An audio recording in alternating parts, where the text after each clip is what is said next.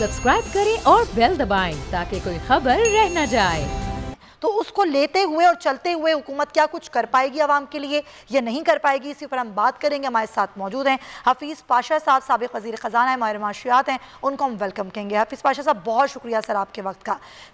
Sir आपकी माहिराना राय क्या कहती है जो इस वक्त सूरत हाल मईशत की, जिस तरह डॉलर को पड़ लग गए हैं, स्टॉक मार्केट की जो सूरत हाल है, हमें IMF की शराइत भी पूरी करनी है, कि कोई रिलीफ ये हुकूमत दे पाएगी आवाम को? बिस्मिल्लाहिर्रहमानिर्रहीम। यकीनन आप जिस तरह कह रही हैं हालात बहुत परेशान कुन हैं।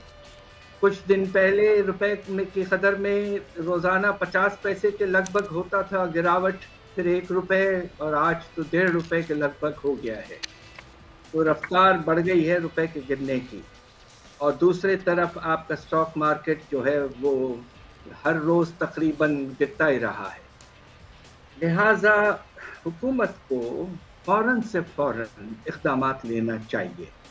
वो क्या हो सकते हैं? सबसे पहले तो 15 तारीख को हमें ये देखना है कि क्या IMF के साथ जो बात तय हुई थी जब हमारी टीम वाशिंगटन गई थी कि इजाफा किया जाएगा पेट्रोल की कीमतों में, यकीनन 2-3 मरहलों में, मगर किया जाएगा। क्या अब फाइनली आप 15 तारीख को कुछ इजाफा देखेंगे? ये बहुत बड़ा सवाल है, इसलिए कि इसके बाद 18 तारीख को दोहा में शायद IMF के साथ मीटिंग है जी।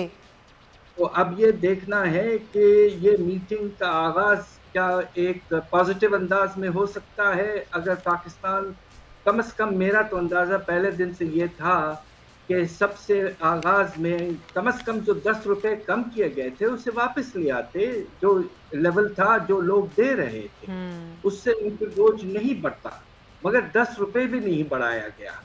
अब ये देखना है कि आने वाले तकरीबन 3 दिन में क्या होता है। तो सर अगर सारा दारोमदार इसी बात पर है कि डॉलर की सब्सिडी ख़त्म होती है या नहीं होती है, ज़ाहिर इस मामले को थोड़ा सियासी भी कर दिया गया है कि एक तरह से एक आवाम का एक हिमायत लेना चाहती है हुकूमत कि आवाम नाराज़ ना हो, क्योंकि जब पेट्रोल महंगा होता है तो सारी चीज़ों पर इसका असर पड़ता है और हमें IMF के प्रोग्राम में रहते हुए उनकी शराइत को भी मानना है। तो फिर इस सूरत हाल में हम अपने रुपये को कैसे तगड़ा कर सकते हैं?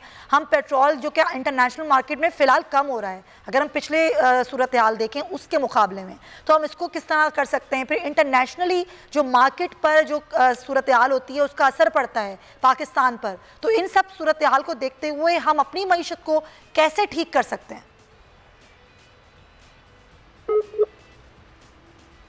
जी डॉक्टर साहब, उन्हें ये अंदाजा जरूर होना चाहिए था कि हालात हद से ज्यादा खराब हो चुके हैं। और ये जो रिलीफ दिया गया है नामुनासिब था, मगर तकरीबन 1 महीना होने को आया है और हुकूमत ने कोई खास इक़दामात नहीं लिए हैं अभी तक। अलबत्ता कोशिश उनकी यही रही है कि कहीं न कहीं कुछ रिलीफ दी जाए और इस तरह उन्होंने यूटिलिटी स्टोर्स कॉर्पोरेशन में भी कुछ कमी की कीमतों में और उसको अभी भी जारी रखा है।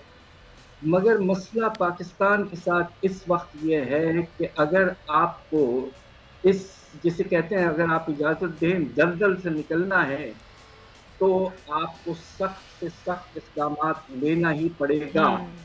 कोशिश ये होनी चाहिए कि वो इक़दामात इस नौइयत के हों कि पाकिस्तान के अमीर तबका जो है, जिनको बेशुमार बरात दिए गए हैं हमारे टैक्स के निज़ाम में और दूसरे चीज़ों में भी, उन पर बोझ बढ़ाया जाए और उसके नतीजे में जो आपको रेवेन्यू मिले उसका एक हिस्सा जो है वो आप रिलीफ के तौर पर ज़रूर इस्तेमाल करें। मगर मुझे अफसोस से कहना पड़ता है कि बजट के बारे में अभी भी कुछ वाज़ेह नहीं हो रहा है। हुकूमत को तो मेरे ख्याल से तैयार ये करनी चाहिए थी कि बजट जल्द से जल्द ले आएँ, कोशिश करें कि मई के आखिरी हफ्ते में ले आएँ ताकि एक उससे पॉजिटिव कॉन्फिडेंस में इजाफा हो और एक अच्छा बजट लाएं जिसमें प्रोग्रेसिव टैक्स इक़दामात हों और कोशिश की जाए कि खर्चों में नुमाया तौर पर कमी की जाए। ठीक है।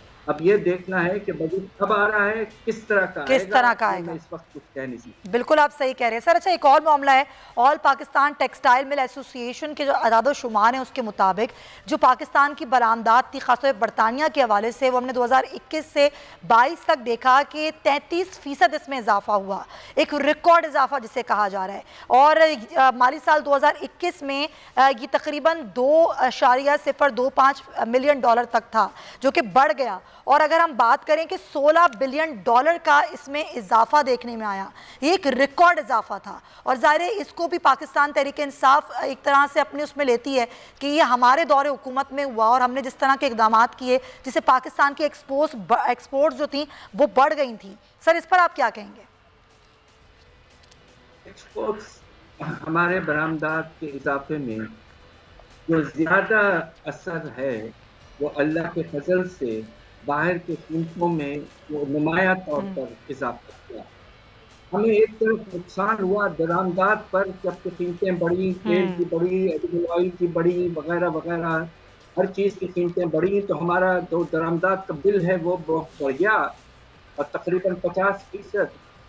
ساتھ ساتھ جو ہمارے ایکسپورٹ کے آئٹم ہیں، خاص طور پہ ٹیکسٹائلز میں 3-4 آئٹم، وٹ ویئر، بیڈ ویئر اور ریڈی میڈ گارمنٹس وغیرہ میں قیمتوں میں اضافہ ہوا، والیوم میں کوئی خاص اضافہ نہیں ہوا ہے۔